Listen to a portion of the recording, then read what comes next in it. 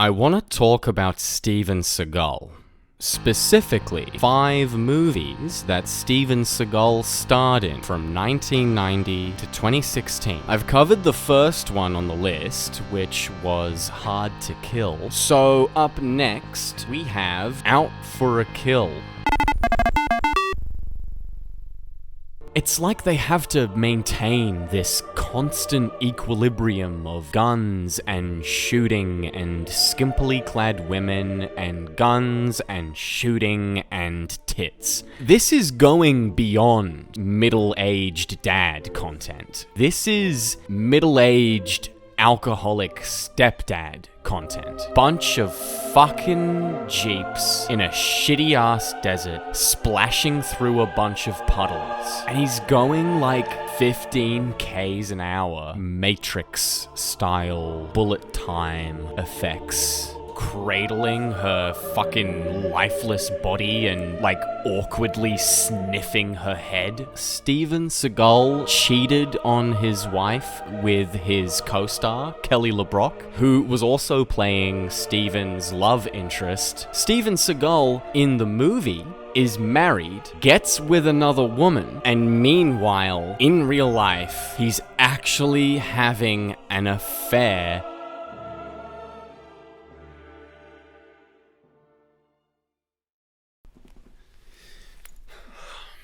Hello? I had to take a break from making this video. This movie has taken away a part of myself that I feel I can never get back. Spiritually, I feel like a puzzle and there's a piece missing. Psychologically, I feel like Steven's wife in that one scene where the guy threatens to kill his dog and then Steven breaks his spine.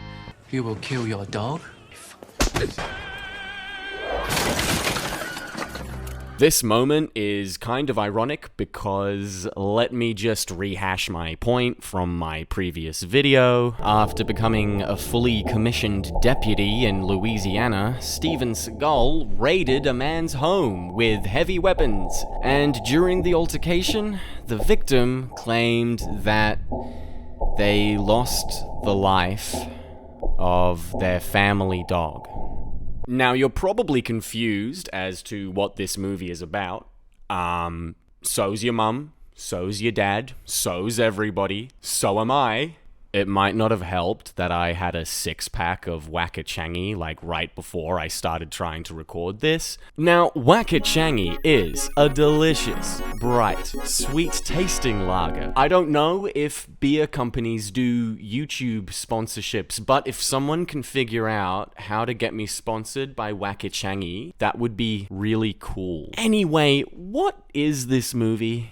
So we start with a little bit of Sun Tzu, thank you, Sun Tzu. A bunch of cops are investigating a drug trafficking ring, so everybody was killed at the crime scene where this shootout happened. Also, I love going backwards in cinema. It took us X amount of years to figure out that shooting is cool when you have the gun and the target in the frame at the same time.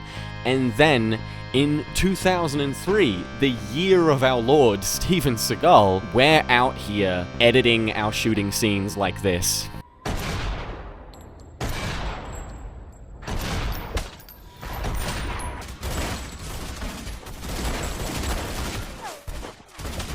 And then, truly one of the most mind-blowing transitions I've ever seen.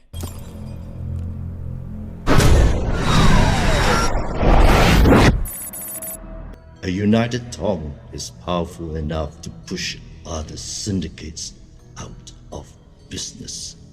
Oh, hello. This is just a little note while I'm editing this. They refer to themselves as a tong. I refer to them as a triad. The words kind of have different definitions. A tong can sometimes include members that will engage in illegal activity, but generally speaking, they're just groups of people who organize and work towards their community. But a triad specifically involves illegal operations. Probably no one cares, but there you go. From Paris? From New York?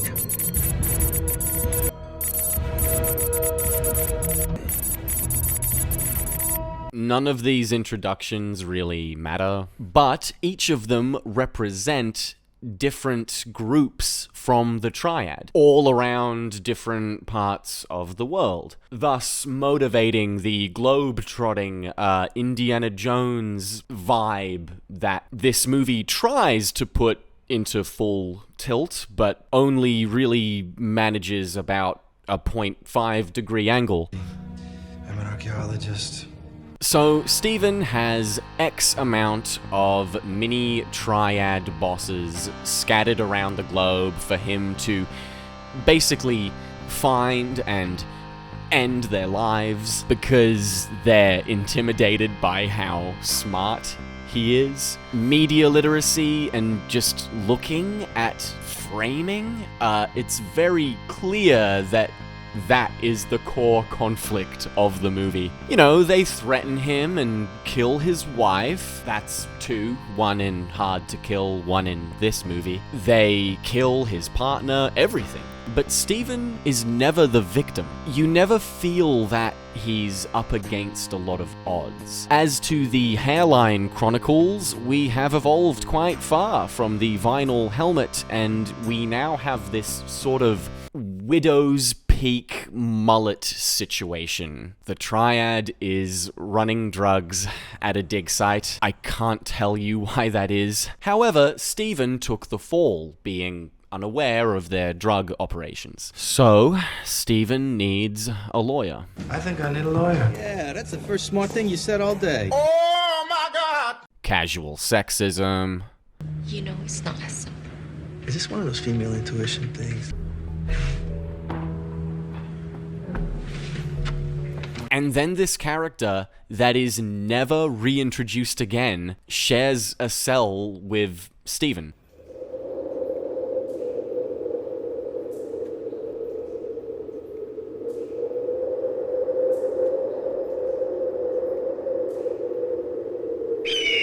He talks about trafficking weed and how he got caught. Then we get some casual racism. I was crossing the Kazakhstan border, trafficking some weed. Some rag-headed motherfucker. Now I'm actually kind of thankful for how jank the editing in this movie is, because it saved me from hearing whatever the rest of that monologue was going to be. Steven gets out of prison and makes out. I missed you, baby. Most atoms don't ride solo. Instead, they bond with other atoms. The triad is like, well, this isn't just any old dude. It's Steven Seagal. So they send people after him, and that brings us to the amazing Swordsmanship scene. I don't know why there's a mini pyrotechnic explosion at the start of it. Steven is still doing his own fight work, though, albeit a bit awkwardly. The stunt guy in this one bit right here is actually turning his pussy out.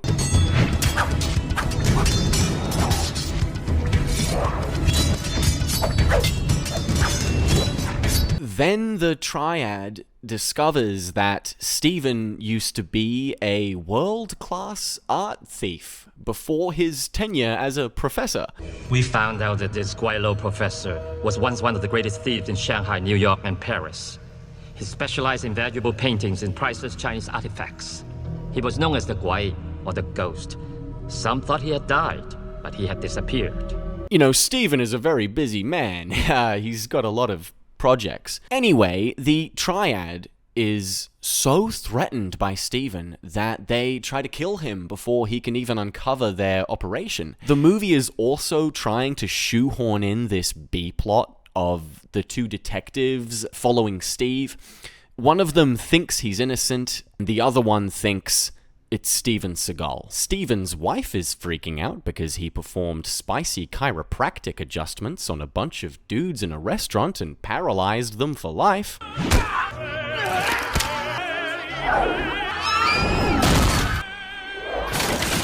And then Steven's wife explodes.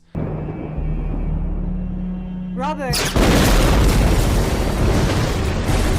Steven vows to avenge the victims of the Triad. Fortunately, he can identify his prey, not only by tasting the air with his tongue and picking up on their scent, but by looking at their tattoos. Steven tracks down the barber, who is one of the Triad members, and he challenges them. Fun fact, Steven forgets to get out of his chair at the start.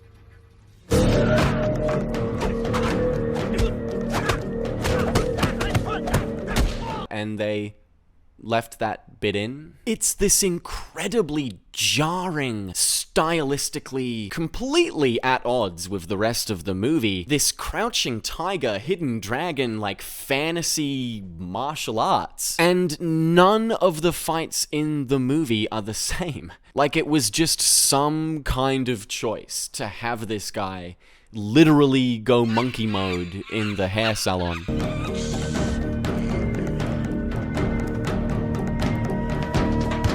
Steven tells the detectives to stop following him. Stay out of my life. And she's like, I'm sorry your wife exploded. I'm sorry about what happened to you. And to your wife.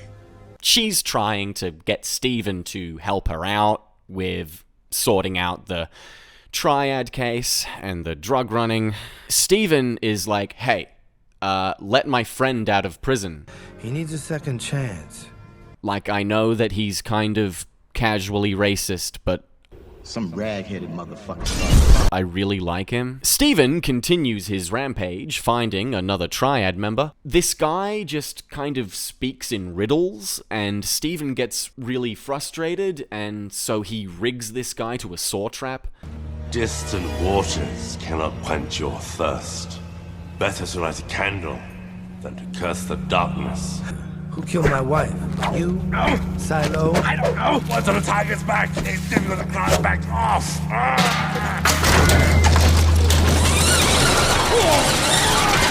And then they play patty cake. Today, you die.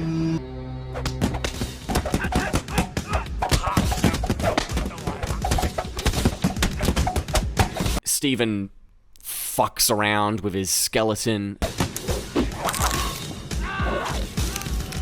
And then throws him out of a window on purpose. The Triad boss is like, okay, guys, like, we have to stop getting killed by Steven Seagal. Like, I can't stress this enough. Seriously, like, we've got this big shipment, guys. Is jeopardizing the biggest shipment from Burma. This is our largest shipment ever. Like, come on, seriously. Steven deciphers riddles with his big archaeologist brain, and then he's like, hey, is the Triad here? And they're like, no. And then he just leaves. Is the owner around? I'm sorry, sir. He's not in. Well, why don't you tell him I stopped by? And then lots of money laundering happening. The detective is just like, yeah, this is so cool, because Steven keeps killing people and leaving bodies, so it makes it easier to track him. Robert Burns was certainly not a hard man to track. He left bodies behind him wherever he went. She clearly romanticizes him and does not find him scary, or anything that he does, even. She then goes and has a really homoerotic, sexually charged scene in a tattoo parlor.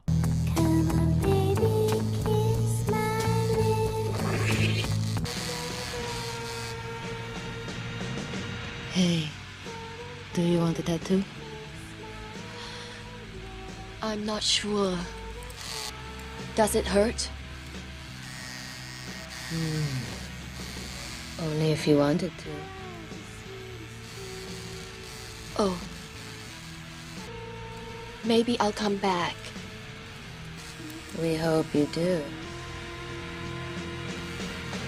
Steven's body double scales a building. Steven checks out this corpse, and then he kills the remaining occupants. And I put a seizure warning in this video.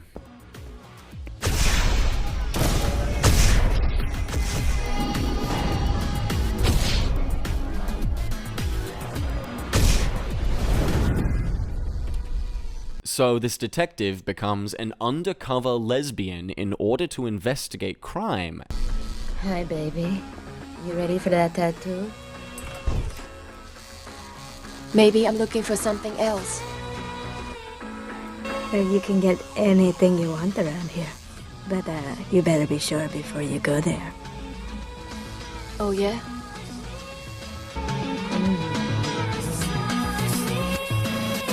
Yeah, she did come back for something else.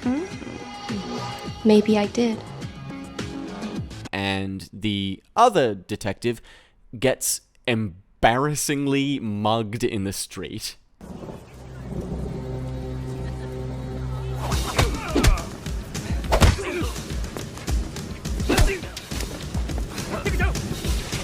Steven arrives while this guy is getting taped to a chair, and meanwhile our undercover lesbian is not undercover anymore and engages in domestic abuse. Tattoo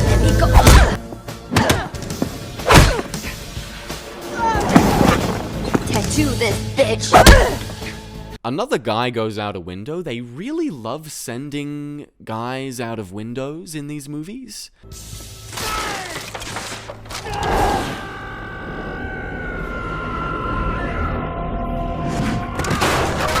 And the detectives engage in some lovable, goofy shenanigans. Had him right where I wanted him. Yeah, sure. Boring chase scene. Steven, escapes from the triad. Sped up footage for car chases I can actually understand because, heavy machinery, stunt driving, it's pretty full-on stuff, but this is some of the most egregious let's make it faster in post moments that I've ever seen. Steven is skulking around in this woman's hotel room. Sorry to wake you, but we need to talk. Darling, we don't need to be like that. This happened in the story. Steven Seagal crept into this woman's room while she slept. They exchange information, and then Steven goes on a trip to Paris where the money laundering is happening. He locates another triad member. This guy punches. But Steven punches his punch with a way harder punch. And so he dies. As his soul is evaporating from his body, he willingly gives up information about where the other triad members are hiding. Also, they were doing money laundering at a laundry. And I just feel that, for how cheeky that is, they probably do all deserve to die. The detectives have a Mexican standoff, and then one of them dies. Steven finishes off the rest of the triad, and then he talks about how he solved the riddle by killing everyone. I believe this is the riddle that I solved by killing 10 of your men. And the triad boss is just like, oh yeah, that is kind of pretty smart, hey. Very good. You are truly a scholar of Chinese history and philosophy to have figured this out. Then Steven is like, you're gonna die. It's time for you to die. And the other guy's like, no, you are. And then the room explodes. No, the moment of your death is dawning. Steven is fine. The triad boss runs away, but Steven gets a sword. and decapitates him.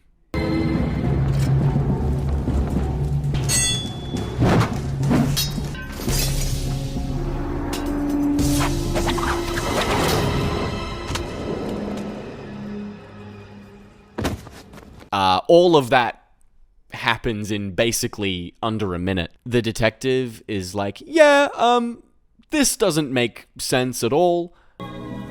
I don't claim to understand Robert Burns any better now than I did when I followed his path. None of this is any clearer to me than it was at the start. I have had no definable character arc. And that's the end of the movie. I didn't give Hard to Kill a rating, but this one I would probably give like a solid 5. Most of it is boring, but there are scenes that are some real gems if you don't watch them seriously and treat the viewing experience as a kind of exercise in Dadaism.